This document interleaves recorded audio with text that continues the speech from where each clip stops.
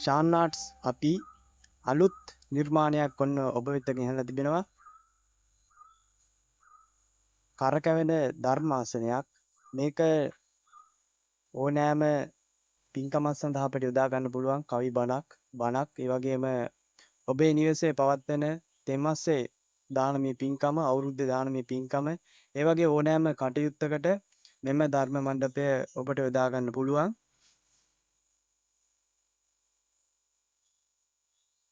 මේ විදිහට තමයි අපි කරකැවෙන කොටස නිර්මාණය කරගෙන තිබෙන්නේ. මේ විදිහට කරකැවෙන කොටස මුලින්ම අපි නිර්මාණය කරගන්නවා. ඔහොම වීඩියෝ එක බලාගෙන යන්නකො දිගටම.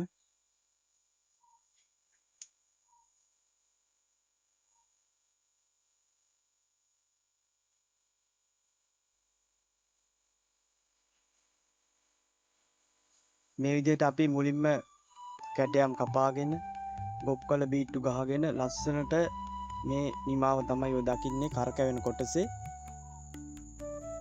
ඊට පස්සේ අපි ওই සේසත් තියන්න ওই කණුවක් නිර්මාණය කරනවා. පාට ෂේඩින් එකක් තමයි ගහගෙන යන්නේ. ඔය කොළ පාට, ලා කොළ පාට, සුදු පාට යන වර්ණ තුනක් යොදාගෙන අපි මේ කණුව නිර්මාණය කර ගන්නවා. මේ විදිහට තමයි ධර්ම මණ්ඩපයේ ආසනය නිර්මාණය වෙන්නේ. පිටිපස්සේ කොටස අසුන මේ විදිහට අපි නිර්මාණය කරගෙන තිබෙනවා.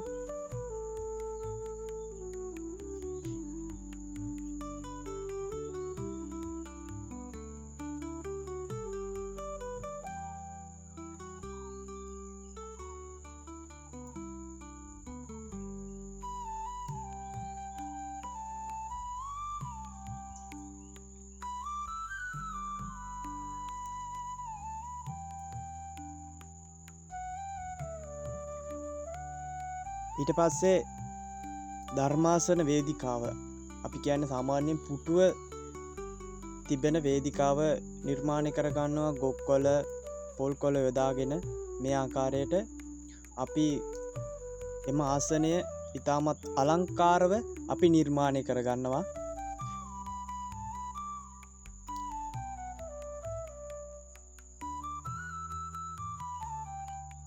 ඔය ඔබ දකින්නේ ඒ නිර්මාණය කරගත් කොටසක්. ඔය පුටුව ධර්මාසනය ඉතාමත් විචිත්‍රාකාරයෙන් අපි නිර්මාණය කරගෙන තිබෙනවා. අපි මේ සඳහා ස්ටේපර් කටු තමයි යොදාගන්නේ. මෙම ලෑල්ලට සවි කර ගැනීම සඳහා අපි ස්ටේපර් කටු යොදාගෙන ගොක්කොළ පොල් කොළ සම්බන්ධ කර ගන්නවා.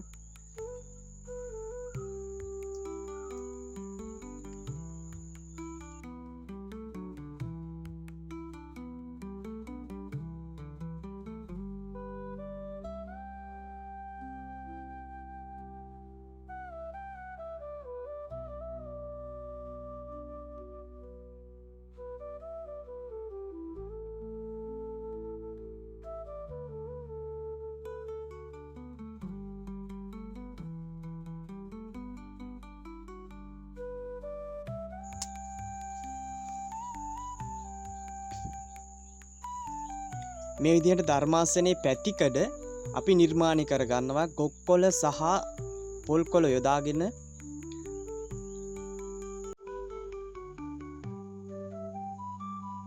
ඔබ දකින්නේ පැතිකඩේ නිමාවයි. අපි ඊට පස්සේ සේසත් නිර්මාණය කර ගන්නවා. දැන් ධර්මාසනයේ අවසානයේ තමයි ඔය දකින්නේ අවසානය වේදිකාව.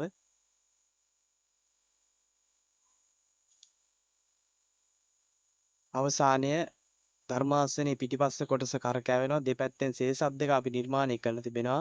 සඳකඩ පහන ඒ වගේම මේසය අපි නිර්මාණය කරලා තිබෙනවා. ඔය අවසන් නිමාවයි ඔය දකින්නේ.